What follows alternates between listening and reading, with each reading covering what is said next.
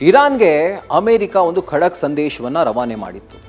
ನಮ್ಮ ಮೇಲೆ ಪ್ರತಿದಾಳಿಯನ್ನ ಮಾಡೋದಕ್ಕೆ ಯೋಚನೆ ಕೂಡ ಮಾಡಬೇಡಿ, ನೀವೇನಾದರೂ ಯೋಚನೆ ಮಾಡಿದ್ರೆ ಅದು ನಿಮ್ಮ ಅಂತ್ಯ ಆಗುತ್ತೆ ಅನ್ನುವಂಥ ಖಡಕ್ ಎಚ್ಚರಿಕೆಯನ್ನು ಅಮೆರಿಕ ರವಾನೆ ಮಾಡಿತ್ತು. ಇಸ್ರೇಲ್ ಕೂಡ ಅದೇ ಒಂದು ಸಂದೇಶವನ್ನು ರವಾನೆ ಮಾಡಿತ್ತು. ಆದರೆ ಇದಕ್ಕೂ ಕ್ಯಾರೆನದ ಇರಾನ್ ತನ್ನ ದಾಳಿಯನ್ನು ಮತ್ತೊಮ್ಮೆ ಮುಂದುವರಿಸಿದೆ. ಇವತ್ತು ಅಮೆರಿಕದ ಏರ್ಬೇಸ್ಗಳಿರುವಂಥ ಅನೇಕ ನಗರಗಳನ್ನು ಟಾರ್ಗೆಟ್ ಮಾಡಿ ಈಗ ಇರಾನ್ ಮಿಸೈಲ್ ದಾಳಿಯನ್ನು ಮಾಡಿದೆ. ಸೊ ಅದು ದೋಹಾ ಆಗಿರ್ಬೋದು, ಬಹರೇನ್ ಆಗಿರ್ಬೋದು, ಈ ಎಲ್ಲ ಪ್ರದೇಶಗಳು ಅಂದರೆ ಗಲ್ಫ್ ರಾಷ್ಟ್ರಗಳು ಅಂತ ಏನು ಕರಿತೀವಿ, ಕೊಲ್ಲಿ ರಾಷ್ಟ್ರಗಳು, ಸೊ ಆ ರಾಷ್ಟ್ರಗಳ ನಗರಗಳನ್ನು ಟಾರ್ಗೆಟ್ ಮಾಡಿ ಇವತ್ತು ಇರಾನ್ ಮಿಸೈಲ್ ದಾಳಿಯನ್ನು ಮಾಡಿದೆ. ಸೊ ಈಗ ಸದ್ಯಕ್ಕೆ ಅಲ್ಲಿ ಸಿಲುಕಿರುವಂಥ ನಮ್ಮ ಕನ್ನಡಿಗರು ಮೋಹನ್ ಕುಮಾರ್ ಹಾಗೂ ಅವರ ದಂಪತಿ ಸೊ ಈಗ ಸದ್ಯಕ್ಕೆ ಅಬುದಾಬಿಯಿಂದ ಲೈವ್ನಲ್ಲಿ ಜಾಯ್ನ್ ಆಗ್ತಿದ್ದಾರೆ. ಸರ್ ನಮಸ್ತೆ, ಮೇಡಮ್ ನಮಸ್ತೆ, ಹೇಗಿದ್ದೀರಿ? ಫಸ್ಟ್ ಆಫ್ ಆಲ್ ಸರ್ ಆರಾಮಾಗಿದ್ದೀವಿ. ಆದ್ರೆ ಈಗ ಬಂದಿರೋ ಸುದ್ದಿ ಪ್ರಕಾರ ನಮ್ಮ ಫ್ಲೈಟ್ಸ್ ಕ್ಯಾನ್ಸಲ್ ಆಗಿದೆ. ಓಕೆ, ಆದ್ರಿಂದ ಕಾದ್ ನೋಡ್ಬೇಕಾಗುತ್ತೆ ಏನ್ ಮಾಡ್ಬೇಕು ನೆಕ್ಸ್ಟ್ ಅಂತ. ಇಷ್ಟೊತ್ತು ಆರಾಮಾಗೇ ಇತ್ತು, ಈಗ ಫ್ಲೈಟ್ ಕ್ಯಾನ್ಸಲ್ ಆಗಿದೆ ನಮ್ದು. ಅಂದ್ರೆ ನೀವು ಭಾರತಕ್ಕೆ ಬರಬೇಕು ಅಂತ ಪ್ಲಾನ್ ಮಾಡ್ತಿದ್ದೀರಾ ಸರ್? ಅಂದ್ರೆ ನೀವು ವಿಸಿಟರಾ ಅಥವಾ ಅಲ್ಲಿರುವಂತಹ ರೆಸಿಡೆಂಟ್ನಾ? ಸರ್ ನಾವು 6 ದಿನ ಟೂರ್ಗೆ ಬಂದಿದ್ದೀವಿ ಟೂರಿಸಂಗೆ.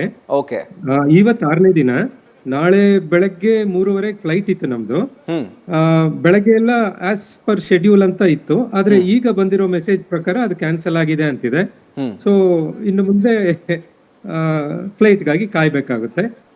ನಮ್ಮ ಕೋಲಾರ್ ಟೌನ್ ಪೊಲೀಸ್ ಸ್ಟೇಷನ್ ಇಂದ ಫೋನ್ ಬಂದಿತ್ತು, DC ಆಫೀಸ್ ಇಂದ ಬಂದಿತ್ತು, MLA ಸರ್ ಇಂದ ಬಂದಿತ್ತು. ತುಂಬಾ ಸಂತೋಷ ಆಗುತ್ತೆ ಸರ್, ಎಷ್ಟು ನಮ್ಮ ಬಗ್ಗೆ ಕಾಳಜಿ ತಗೊಳ್ತಿರೋದಕ್ಕೆ ತುಂಬಾ ಸಂತೋಷ ಆಗುತ್ತೆ. ಆದ್ರೂ ನಮ್ಮ ತಾಯ್ನಾಡಿಗೆ ಬರೋಷ್ಟೊತ್ತಿಗೂ ಸ್ವಲ್ಪ ಟೆನ್ಷನ್ ಇದ್ದೇ ಇರುತ್ತೆ. ಆದ್ರೆ ಆರಾಮಾಗಿದ್ದೀವಿ ಸರ್. ಹೌದು, ಖಂಡಿತ ಹೌದು. ಸೊ ನೀವು ಈ ಟ್ರಿಪ್ಗೆ ಹೋಗ್ಬೇಕು ಅಂತ ಪ್ಲಾನ್ ಮಾಡ್ಕೊಂಡಾಗ ಎಲ್ಲಾದ್ರೂ ಒಂದು ಚಿಕ್ಕ ಕ್ಲೂ ಕೂಡ ಆಯ್ತಾ ಸರ್ ನಿಮ್ಗೆ? ಆ ಒಂದು ಆಲೋಚನೆ ಇತ್ತಾ ಹಿಂಗ್ ಸಿಕ್ಕಾಕೊಳ್ತೀವಿ ಅಂತ? ಅನ್ಕೊಂಡೇ ಇರಲ್ಲ ಅಂತ ಅನ್ಸುತ್ತೆ ಅಲ್ವಾ ಸರ್? ಹೌದು ಸರ್, ಅನ್ಕೊಂಡಿದ್ರೆ ಬರ್ತಾನೆ ಇರ್ಲಿಲ್ಲ ಸರ್. ಒಂದು ಸಣ್ಣ ಸುಳಿವು ಇದ್ದಿದ್ರೆ ಬರ್ತಾನೆ ಇರ್ಲಿಲ್ಲ ಸರ್ ಇಲ್ಲಿಗೆ.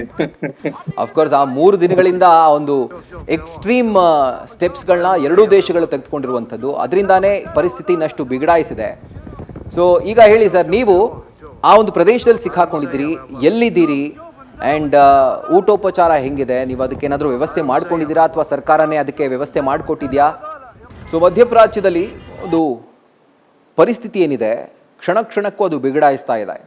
ಅಂದರೆ ಒಂದು ಕಡೆ ನಾನು ಬಗ್ಗಲ್ಲ ಅಂತ, ಮಗದೊಂದು ಕಡೆಯಲ್ಲಿ ನಾವು ಬಗ್ಗಲ್ಲ ಅನ್ನುವಂಥ ಒಂದು ರೀತಿಯಲ್ಲಿ ಯುದ್ಧ ಮುಂದುವರಿತಾ ಹೋಗ್ತಾ ಇದೆ.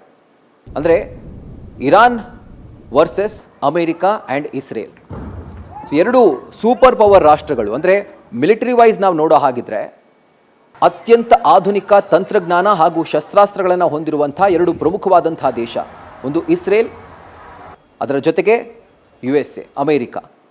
ಸೊ ಈ ಎರಡೂ ಸೂಪರ್ ಪವರ್ ರಾಷ್ಟ್ರಗಳು ಡಿಫೆನ್ಸ್ ವಿಷಯಕ್ಕೆ ಸಂಬಂಧಪಟ್ಟಂತೆ ಈ ಎರಡೂ ರಾಷ್ಟ್ರಗಳು ಒಟ್ಟಾರೆಯಾಗಿ ಈಗ ಇರಾನ್ ಮೇಲೆ ಮುಗಿಬಿದ್ದಿರುವಂಥದ್ದು.